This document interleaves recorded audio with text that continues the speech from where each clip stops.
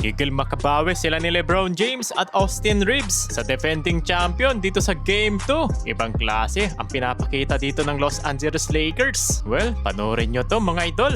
So heto na ang Game 2 ng Los Angeles Lakers versus Oklahoma City Thunder. Paano kaya ang gagawin ditong adjustment nila ni LeBron James para manalo dito sa defending champion nang wala pa rin Luka Doncic? Dahil pagdating ng Game 3, mukhang hindi pa rin to makakapaglaro mga idol. Paano na kaya ito para sa mga Los Angeles Lakers? So start ng first quarter, nagsimula dito sa opensa ng Oklahoma City Thunder ni AJ Mitchell at sinundan niya ng putback layup ni Hatterstein. Samantalang nasupalpal niya pa dito si Austin Reeves. Nagkakainitan mga idol, good start para sa Oklahoma City Thunder, 7-0 run. Mitchell, ball movement leads to a home run three.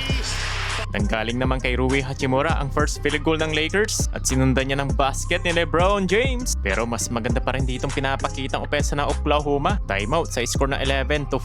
After naman ng timeout, nakapul naman dito ng 3 si Rui Hachimura. Samantalang block naman ay nabot dito ni LBJ kay Hatterstein at 3 ni Chet Holmgren mga idol.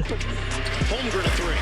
Pero eto, attack mode pa rin dito si LeBron James at sinundan niya ng driving basket dito ni Austin Reeves. First field goal niya ni AR-15. 4 minutes remaining. Ipinagpahinga naman dito si LBJ. Without LeBron James, mukhang magiging madali ito para sa Oklahoma City Thunder. Matake na nga rin dito si Shai Gilgeous-Alexander at nakapag-withdraw na nga dito ng foul mga idol. Ang reigning MVP na si SGA. Problema pa ng Lakers itong kanilang depensa. Tuloy silang tinambakan sa double figure. Defense turns to offense. Hindi natuwa doon si JJ Redick kaya kailangan niya ditong tumawag ng timeout. After naman dito ng timeout, nice connection naman dito ni LBJ to Jackson Hayes. Naka-total of 6 points naman itong si LBJ at clutch dagger ni Rui Hachimura. Lamang ng 4 ang Thunder sa score na 27-23. Simula naman dito ni Jared McCain to start the second quarter. Ginawa ba namang target shooting itong si Jake LaRavia? Back-to-back field goal na Oklahoma City Thunder. Napakalupit ang depensa dito ng defending champion. Naputukan sila ng shot clock violation ng Lakers. Pero eto, Marcus Smart nakakuha naman dito ng counted and a foul.